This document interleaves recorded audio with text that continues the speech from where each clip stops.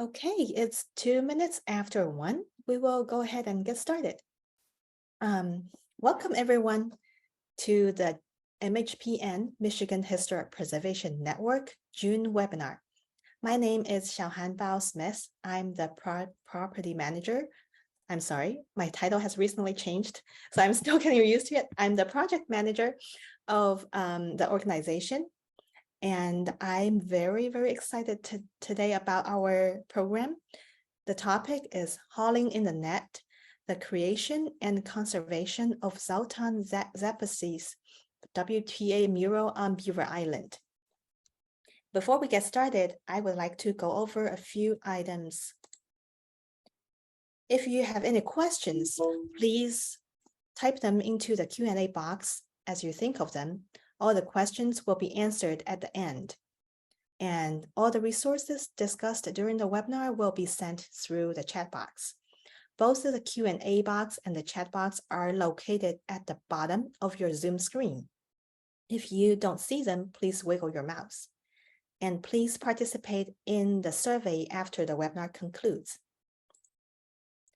If it's your first time attending our webinar, we are the Michigan Historic Preservation Network. We advocate for Michigan's historic places to contribute to our economic vitality, sense of place, and connection to the past. We could not do the work we do without our members and volunteers. If you're not a member yet, please consider joining us at www.mhpn.org.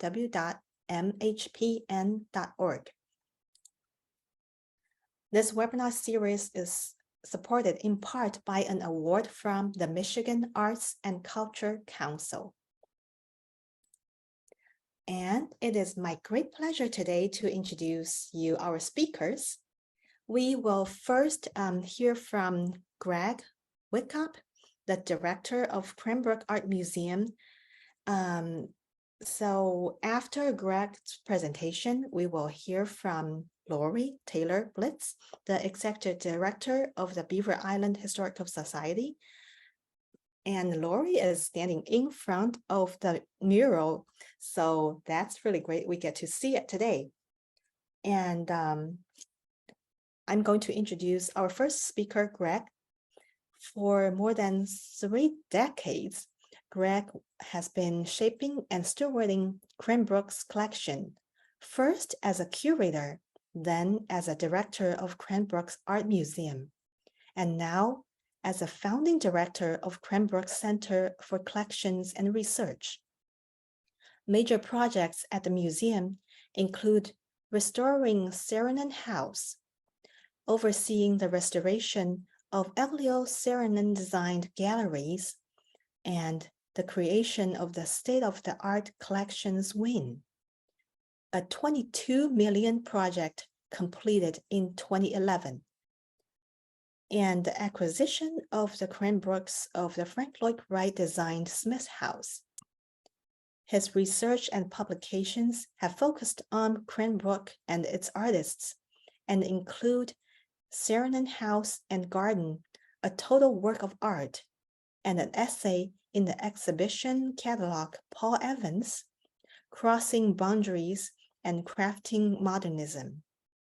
Greg holds a master's degree in art history from Wayne State University and a bachelor's degree in architecture from the University of Michigan and serves on the board of Docomomo, Michigan. Our second speaker today is Lori Taylor-Blitz. Lori has served as the executive director of the Beaver Island Historical Society since 2017. She has a graduate degree in historic preservation from Eastern State Michigan University and an undergraduate degree in history from Northern Michigan University. Lori oversees the Mormon Print Shop Museum, Marine Museum, Protar Home and Heritage Park. She also works closely with local stakeholders to preserve the community's cultural assets. And with that, I am going to turn over to Greg. And Greg, please share your screen.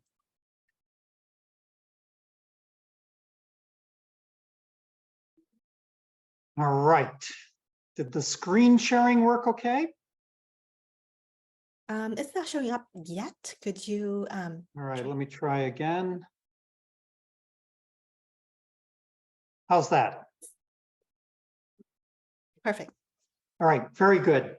So thank you, Johan, for the introduction, and it's a pleasure to be here, actually on Beaver Island, to present this program with Lori. First of all, just for the record, I am no longer the director of Cranbrook Art Museum. I am the former director of Cranbrook Art Museum. In 2015 is when I made the transition and am now proudly and solely devoting my time and energy to the history and legacy of Cranbrook as the director of the Cranbrook Center for Collections and Research. Here today, though, it's a pleasure to be able to combine two of my passions. First of all, a passion for the history of Cranbrook. Today, the history of one of its artists, Zoltan Sepeshy, and one of his great works of art. But also I am very fortunate to be a summer resident of Beaver Island. So this is kind of the best of both worlds for me. So let me move to the first images here.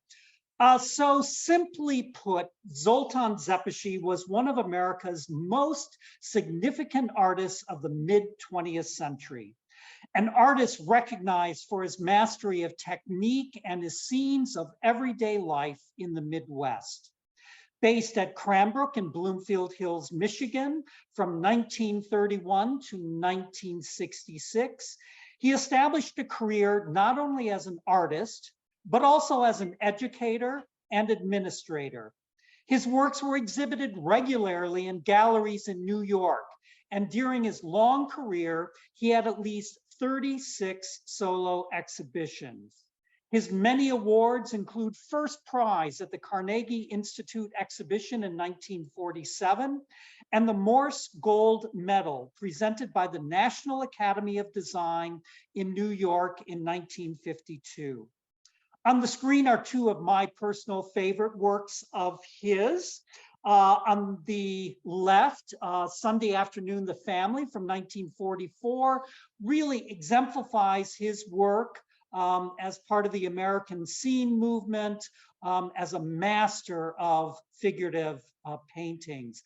On the right, a work from about a decade later, Rock Garden, which shows him moving more into the arena of abstraction. So where should I begin this story? Should I start in Kassa, Hungary, where Zoltan Sepeshy was born in 1898? Oh, going the wrong way here. We'll get all the...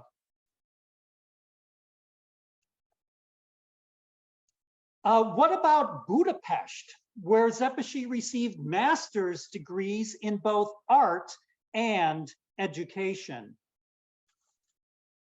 Or New York City, where he immigrated in 1921 at the age of 23.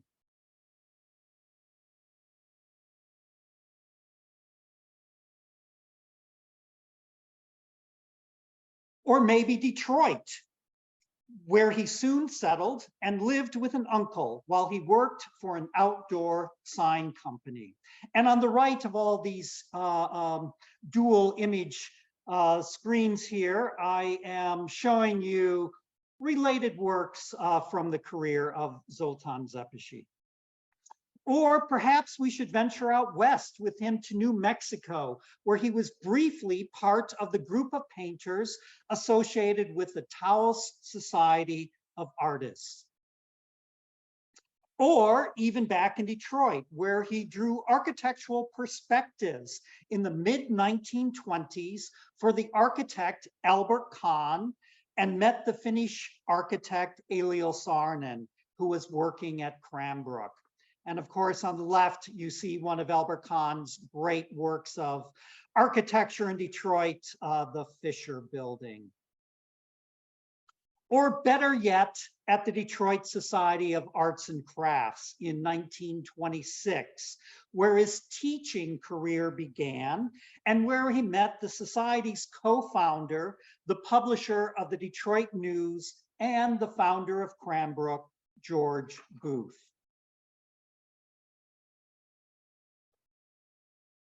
Let's instead start this story a few years later, sometime after the stock market crashed in 1929. At the depth of the Great Depression, Franklin Delano Roosevelt was elected president in November 1932 to the first of 4 terms. By the time of his inauguration in March 1933, 25% of the labor force was unemployed and almost every bank had closed. Roosevelt responded almost immediately with the New Deal, a series of programs that invested billions of dollars into public projects such as the Hoover Dam. Roosevelt's programs included several intended to support artists, including the Treasury Department's section of fine arts. Separate and distinct from the WPA program, which was essentially a work relief program for artists, the purpose of the Treasury Department's section program, as it came to be known, was, quote, to secure for the government the best art which this country is capable of producing, with merit as the only test. Among the most famous of the section projects are these 2 murals by John Stewart Curry for the Department of Interior building in Washington, D.C. Here's where we return to the artist that is central to our story, the Hungarian painter Zoltan Sepeshy. While Sepeshy eventually would become the director of Cranbrook Academy of Art in 1946, and ultimately its second president in 1959, he came to Cranbrook in 1931 to teach painting and drawing at what was developing into one of the most important art schools in the nation. One of his star students was this handsome young man, David Friedenthal, shown here with a portrait of Cranbrook's head gardener. In 1939, the section of fine arts commissioned Sepeshy to paint a mural for the post office in Cairo in Michigan's Thumb, shown on the left. And at the same time, Friedenthal was commissioned to paint a mural for the post office in Lincoln Park, shown here on the right.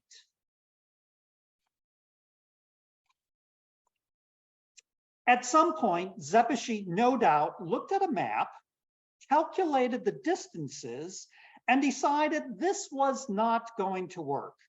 Pulling rank, he was able to switch the commissions, arguing that Lincoln Park was much closer than Cairo to his work and home in Bloomfield Hills. Meanwhile, the construction of the new post office in Lincoln Park was completed, with the dedication taking place in August 1939. After submitting several sketches to the government selected Sepeshy's proposal for a mural of 3 Great Lakes fishermen dragging into their boat a net full of fish. From the very beginning, many people, including Sepeshy, found the subject a rather curious choice for landlocked Lincoln Park. Located less than 5 miles from Henry Ford's River Rouge plant in Dearborn, Most of the men in the city, in fact, worked on the assembly line. Sepeshy preferred his proposals that he submitted that included either cars or the life of the region's first inhabitants, Michigan's Native Americans. Perhaps Sepeshy was intrigued by the idea of documenting a way of life that was quickly fading. By the time he painted the mural, yields of whitefish in Lake Michigan, for example, had been falling annually from their all-time high in 1931. The use of deep sea trap nets was blamed. But by the mid-1940s, the most serious threat to the commercial fishing industry was the sea lamprey eel. Sepeshy, nevertheless, had firsthand experience with the Great Lakes and its fishermen. Although to my knowledge, he never made it to Beaver Island, he and his wife, Dorothy, owned a cottage on Crystal Lake near Frankfurt, an area that became a constant source of imagery for the painter, including these two paintings on your screen. Well, no one was more perplexed about the subject matter than Jimmy Southers, the Lincoln Park postmaster. When he asked what he wanted the subject matter to be, he told a reporter, "The walls should tell the story of the growth of the postal service in Lincoln Park," further suggesting that he and all of the previous superintendents should be pictured. But there was another question in Southers' mind. Rather than oil paints, Sepeshy was going to be using egg tempera paints, prompting the title that we see here in the local newspaper, "Omelets Make Best Murals."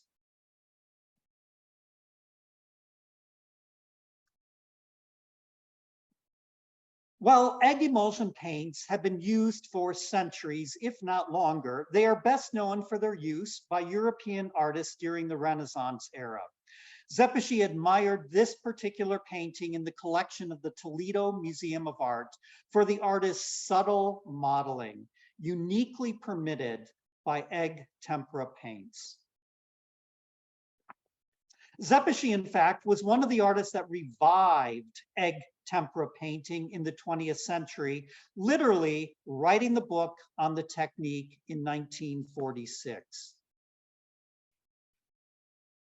Sepeshy's mural, which measures a little more than 5 feet high by 13.5 feet wide, was painted in his studio at Cranbrook, not on the site at the Lincoln Park Post Office, on 1/2-inch Viasote, a fireproofed wallboard made of wool pulp and fiber. The mural was completed in September of 1940, more than a year after the post office was dedicated. The citizens of Lincoln Park, however, like Postmaster Southers, never embraced the subject of the mural. In 1967, 27 years after the mural was painted, the then current postmaster decided he wanted to remove or paint over the mural. Fortunately, instead of destroying the mural, the postmaster gave it to a Lincoln Park businessman, Ed O'Donnell, whose company was located across the street from the post office. O'Donnell, in turn, decided to donate the mural to the Historical Society on Beaver Island, where he had family connections. And on the right, I want you to take note of the office lobby interior there. The mural sat directly above that door that you see in the center, and then the two smaller bulletin boards on either side. And so when we see images of the mural again, take note of the fact that there is a cutout at the bottom of the mural so that it could sit directly on top of the door and then extend down to the tops of the two bulletin boards. The mural initially was installed in the Mormon Print Shop Museum on the left.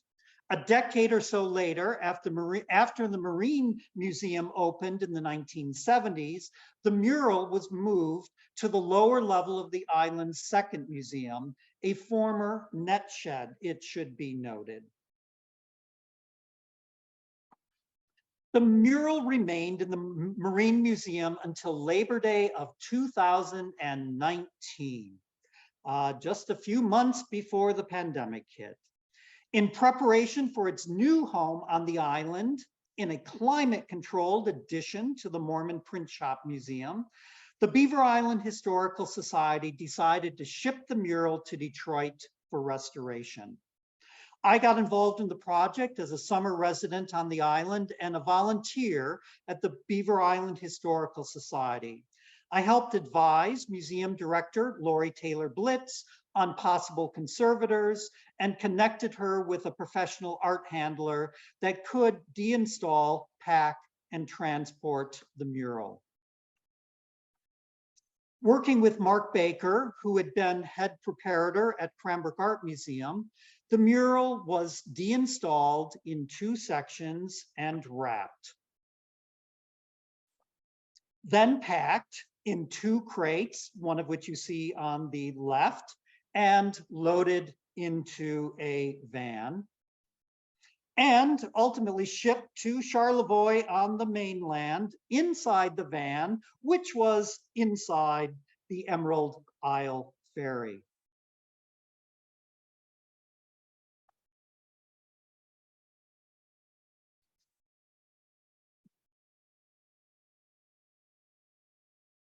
That same evening, it was delivered to the Detroit Conservation Studio of Kenneth Katz, who is seen here with the mural in November of 2019 during the early stages of his conservation treatment. Much of Ken's work involved correcting what had been, shall we politely say, an overly ambitious cleaning of the mural by a previous generation of stewards several decades ago, long before Lori Taylor-Blitz or I got involved with the project. You can see how the paint above the 2 fishermen was quite literally scrubbed off, leaving the underlying white Viasote wallboard exposed. Using water-based paints, not egg tempera, Ken carefully in-painted or filled in the missing original paint that had been scrubbed off. On the right is a palette that he used to mix the paint while doing his work. Here you see the mural before the treatment on the left and the same detail after Ken's meticulous work on the right. Quite a dramatic change. A year after it left the island, Ken finished his conservation treatment and the mural reversed the trip on the Emerald Isle Ferry, arriving back on the island in August of 2020. But instead of returning to the Marine Museum, Mark delivered it to the newly renovated Mormon Print Shop Museum, where Lori and her board had completed the new climate-controlled edition. On August 15th, the mural was unpacked in the gallery and installed on the west wall of the addition. Here you see Mark Baker painting the edge of one of the brackets, one of dozens that now hold the mural securely in place on the wall. A few hours later, Mark had placed a new white frame around the mural. And finally, wrong direction here. And finally, Lori filled the original gap at the bottom of the painting which, if you recall, was done to accommodate that door in the Lincoln Park Post Office with a dedication plaque. So one final image here before I turn it over to Lori here next to the mural. There's kind of a nice, completion to the story back in Lincoln Park, working with a graduate of the Academy of Art, an exact to-size photographic reproduction of the mural was created and then installed in what is now the Lincoln Park Historical Museum on the wall where the original egg tempera mural was hanging. So let's actually, I'm gonna go back, which leads us to the next part of the program. I've been presenting this PowerPoint here from the Mormon Print Shop Museum, and it's time we join Lori now in front of the actual mural. And I will see you again just a little bit later in the program after I stop sharing. Hi. So I'm using Greg's microphone. So if you can't hear me very well, please let me know and we can switch microphones. So I am in front of the mural. And like I said, this is in the Mormon Print Shop Museum. I think part of the story that maybe we didn't talk about was at the time when we decided to pull the mural out, the water on Lake Michigan was at an all-time high. So it was in the museum. I'll just get you a little. Here we go. Yeah. A little better sound. There, I can stand over to this side too. So it was in the Marine Museum, and the water. So it was in a net shed, and the net shed obviously sits at the shoreline of Lake Michigan. And the water was so high, you could hear the water lapping under the building. It was literally maybe 6 inches before it touched the bottom of the building and would have then just came up through the floorboards. So it was really time to make a decision and to make the right decision and to take it out of there. So that kind of like fits into the timeline. We went down to the Marine Museum and de-installed it. And also 2019 was also the start of COVID. So it spent most of its COVID life in Detroit as well. And then we brought it back and installed it. And now it's the crown gem of all of our exhibits. A lot of people like to visit the museum just specifically to see the mural. It's stunning. It's got a lot of deep, rich colors in it now. It cost almost $50,000 to restore. So that was an interesting conversation for the board when we started to talk about, is it the right thing to do? So as you can imagine, there were some people who weren't sure about making the commitment. But after we, went through the process and we put it back into the museum, everybody agreed that we did make the right decision.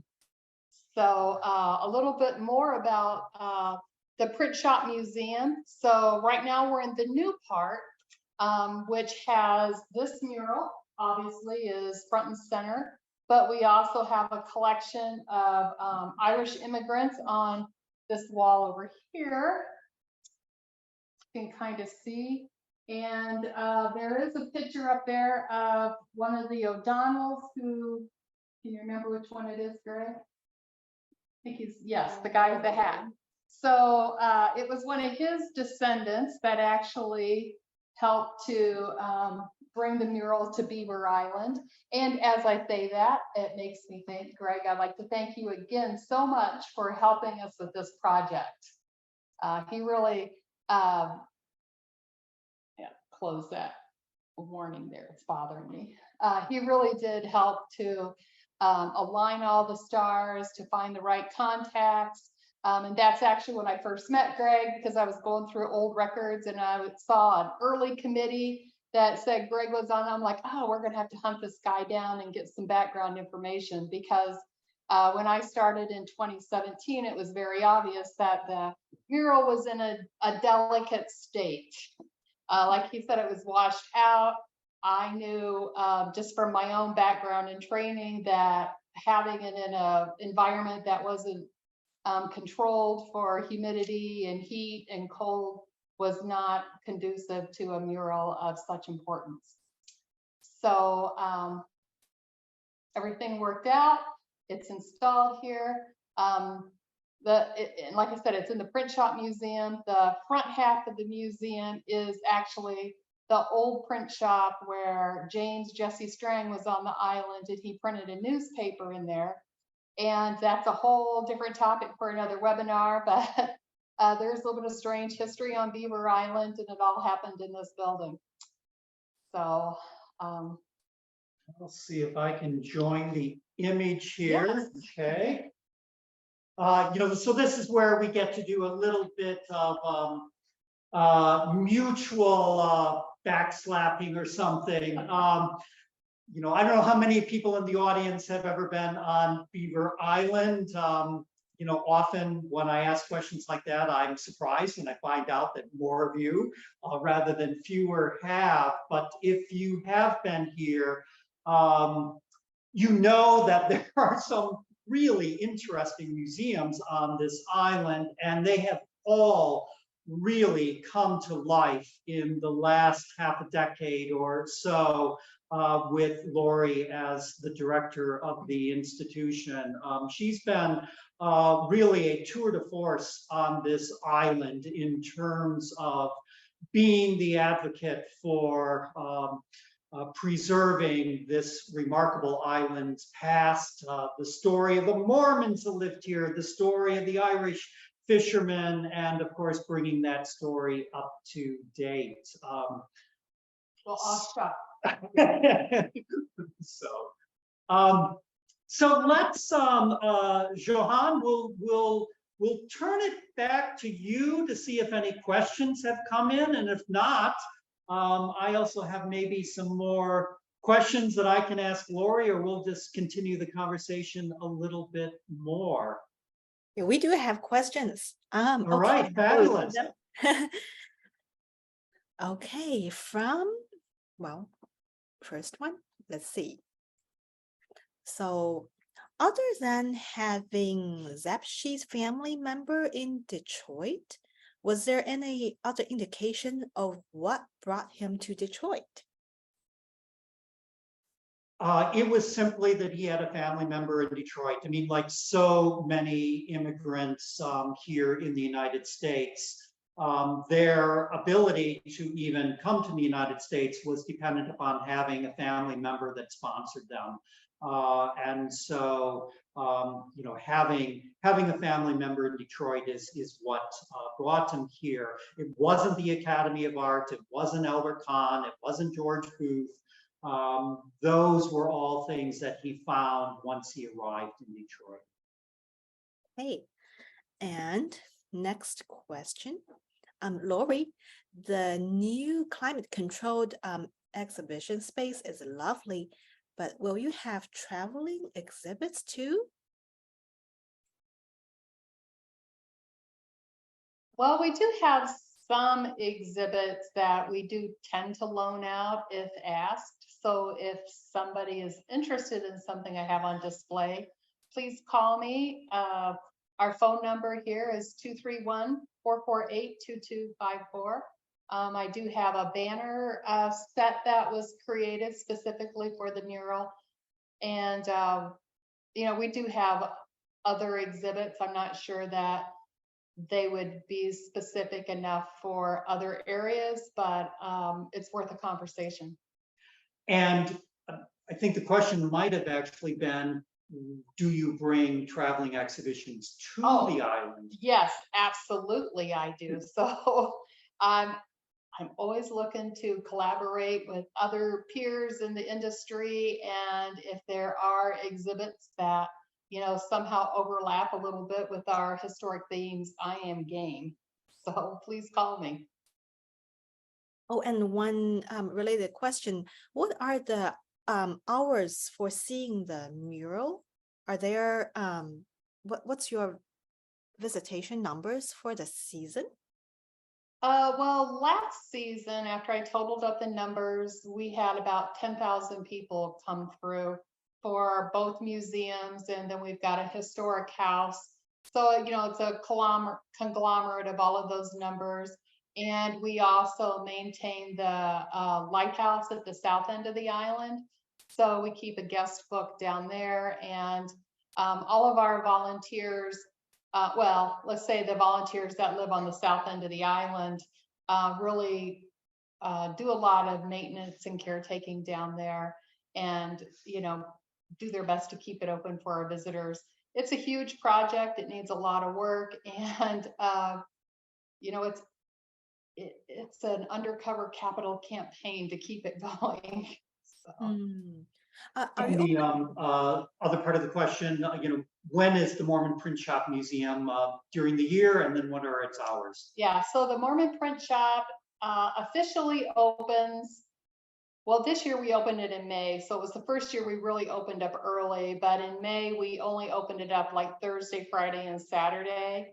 And then that also depended on whether or not we had enough of our volunteers on the island, because we do rely heavily on a lot of seasonal residents to help us out. But then once we kick into June, we're open every day through Labor Day. And then after season, usually if you just call or, you know, email us on our website, we can set up a private tour for the shoulder season hours. cool? Let's see our next question.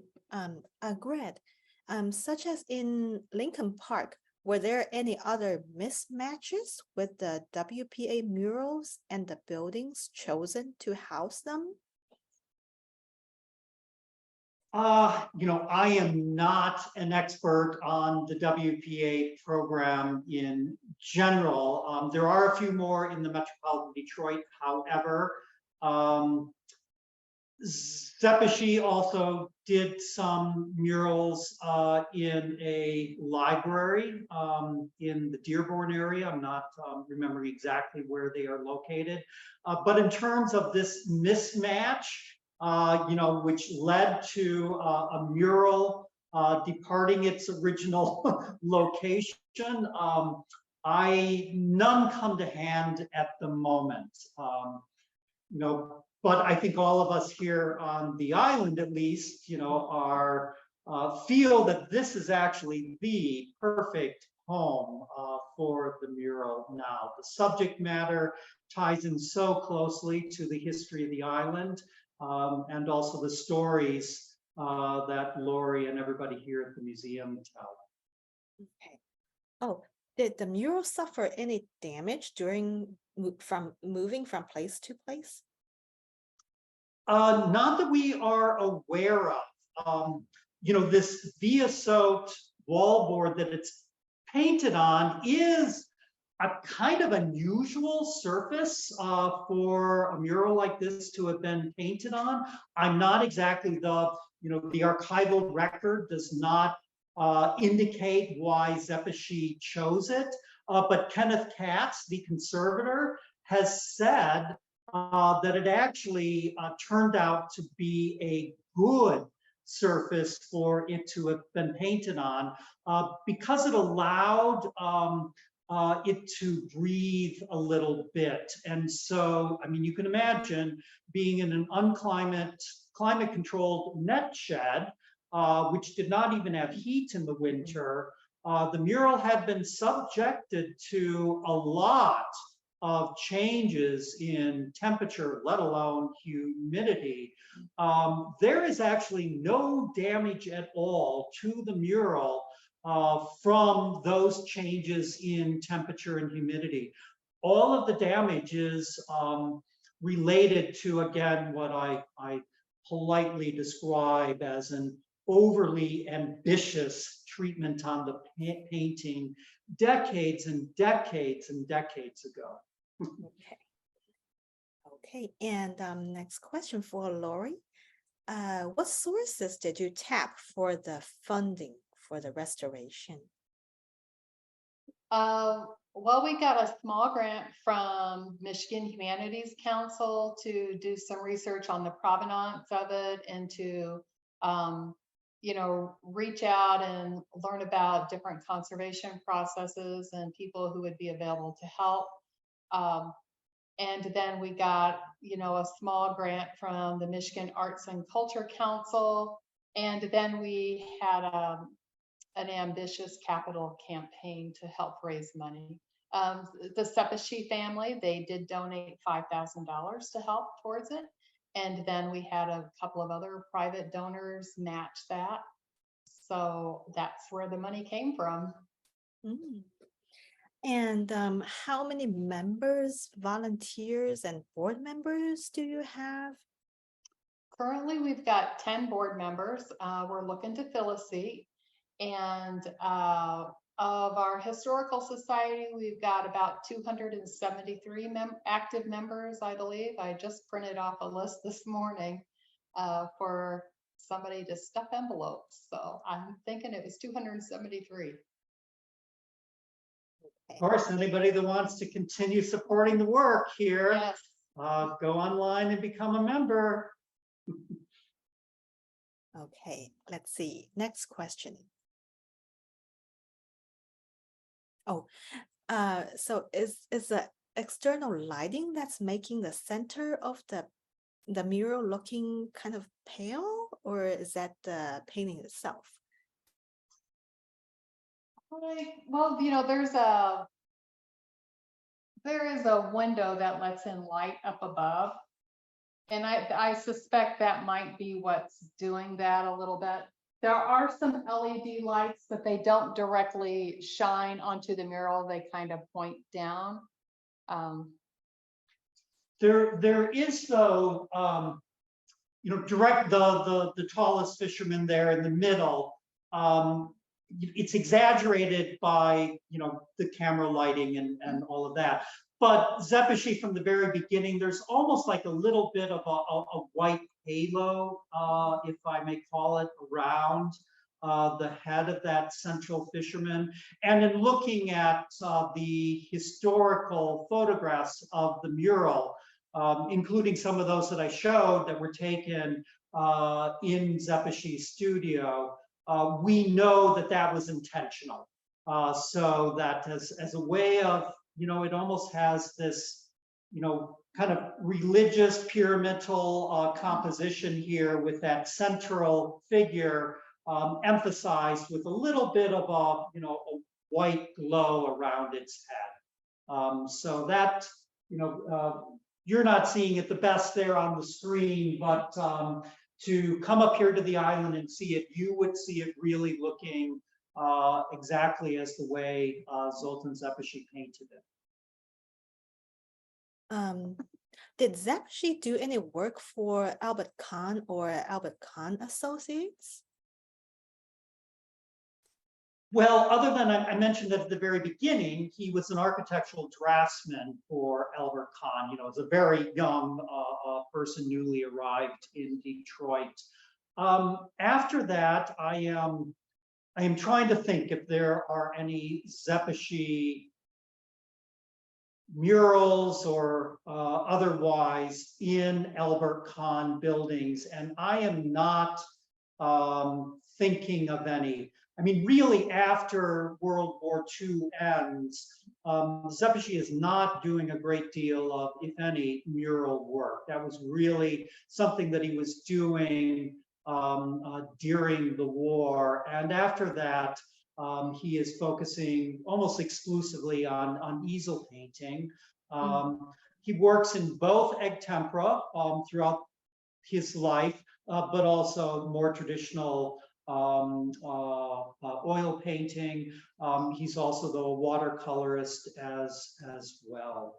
We even have a series at Cranbrook of anatomical sketches that he did, which are quite interesting. Okay. Do the organizations that have WPA murals have some means by which they can talk to each other? None of them have ever reached out to me. There is a department in New York City, in Washington D.C. That that tries to keep track of where they are all located. But I'm also not aware of any exchanges going back and forth. But of course, in this globally connected era that we live in, that would not be difficult.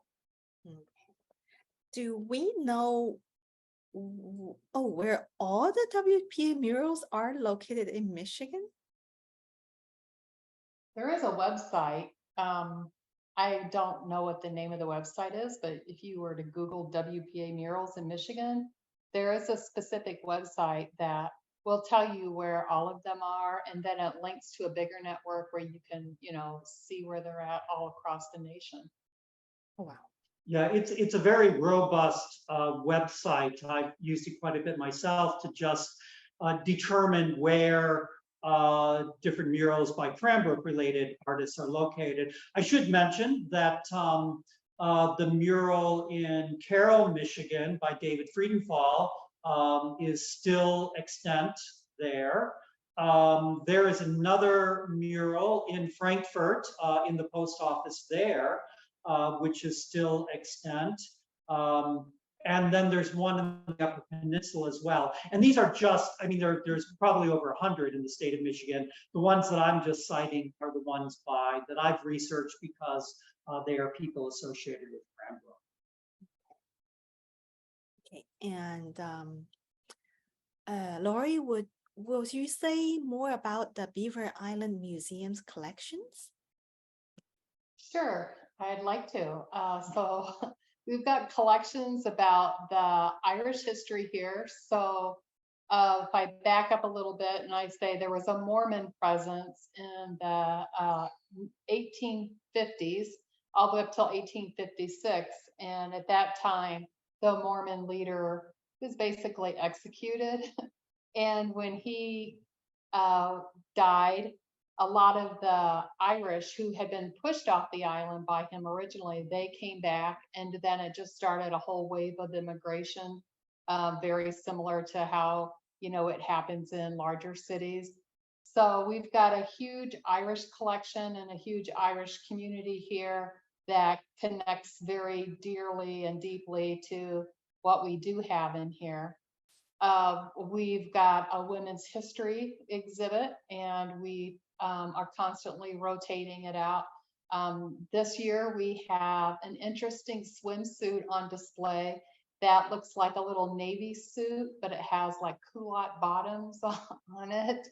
And then we've got like a 1950s bathing suit hanging up as well.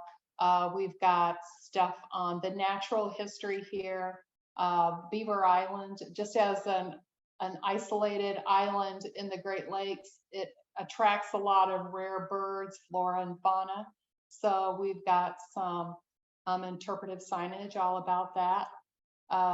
We've got a Native American collection.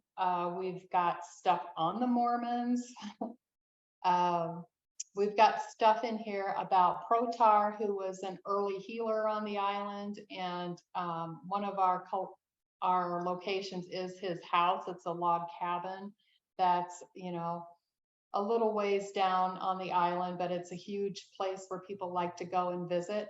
Greg here actually volunteers and opens it up every now and then, and the public just goes crazy when they can go in there and see it, but it's been preserved really well.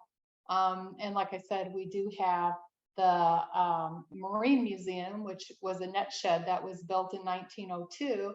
And down there, we actually have the lifeboat that came from the Carl D. Bradley, which was the hugest shipwreck on Lake Michigan, loss of life that happened in 1958. More people were lost on the Bradley than was lost on the Fitzgerald. I want to say Fitzpatrick, but on Edmund Fitzgerald. So we've got that boat down there, and then we've got a whole exhibit down there about that, a whole timeline on it. And we've got stuff on other shipwrecks that happened in the archipelago. So Beaver Island has its own archipelago. We've got about a dozen different islands. There's a few bigger islands. This is the only island that's actually inhabited with a population. The rest of them are smaller or had populations there at one time or another, but now it's mostly managed all by the DNR. And then we have a big boat building collection down in the Marine Museum. There, of course, you can imagine being on an island, there are a lot of fishermen and boat builders here. So we've got some original images of boats that were built and stories about fishing. And we've got two fishing tugs. One is a gillnet boat, a wooden one that was recently was approved for a HARES report. So it's on the Library of Congress if you were to look for the Bob S. fish tug. And then we've got another trap net boat that's beside it. And it's always an interesting conversation to have with people, like what's the difference and the different types of way that people fished with both boats. Cool, thank you. Okay, there are a couple of comments. One is about the website WPAmural.org. Michigan seems to be quite outdated. The list on Sepeshy's mural, they list Sepeshy's mural as missing.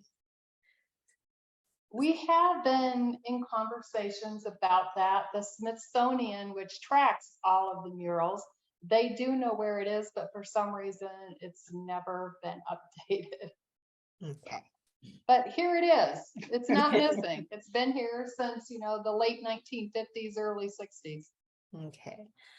And okay, another comment says the General Service Administration of the U.S. government oversees the murals and their locations. Yes, the GSA does. One of the things that we found out when we researched the provenance of this mural is that the GSA was created in the 70s. It was created after this mural was decommissioned or deaccessioned. But with that being said, the government never truly wants to say that they don't have true ownership. So we do collaborate with them. And, you know, we chatted with them about our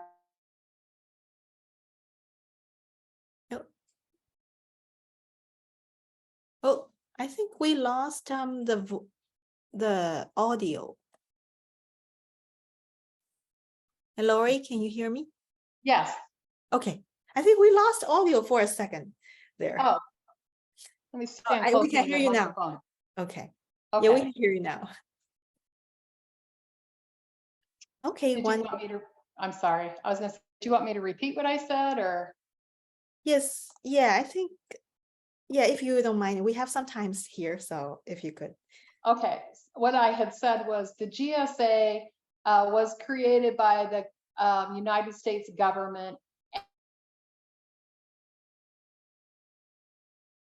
So the provenance of it has always been a little bit murky. I think that the Government Services Administration, is that what the S stands for? I think that was created in the 70s, which was after this mural had been deaccessioned. Okay, and another comment. Oh, Greg, it was nice of you to serve as such a key advisor for the project. It was my pleasure. It had, I've actually been coming up to the island, well, I know with great precision because my daughter was 3 months old when my wife and daughter and I came up here for the first time as a family. I'd been up here a few times before that. She's now 31, so I know that I have a 31-year history of every single summer looking at this mural. I probably have the best set of records of its change over time, buried on my cell phone, because every single year I would take images of it, which is why I can say that there was no change from year to year, but it was a real labor of love to work with Lori and know that they were going to do everything right here on the island. Okay. Thank you. One last question. Oh, yep. So is there a continuing relationship between Cranbrook and Beaver Island Museum, and what is next? I guess that continuing relationship is that Lori is on the island. Her home happens to be about, 5 cottages down the lake from my summer place. So that's the connection. It's nothing formal. To my knowledge, this is the only, I mean, there have been people associated with Cranbrook over the years, patrons and the like, that have lived here on the island, but that relationship is one between 2 people at the moment. Okay. I think that's all the questions we got so far. And thank you so much, both of you, for your time and putting together this wonderful presentation. I really enjoyed it myself, and I believe everybody else did. And this webinar is being recorded, so it will be available afterwards, either today, tomorrow, or Monday. You will receive an email when it is available, and please share with people that you think would benefit from it. And our next webinar is scheduled for July the 27th, and the topic is Celebrating Disability Pride Month, an accessible future for preservation. And thank you again, Greg and Lori, for your time. And I hope to see everybody next time. Thank you. Thank you so much. Thank you.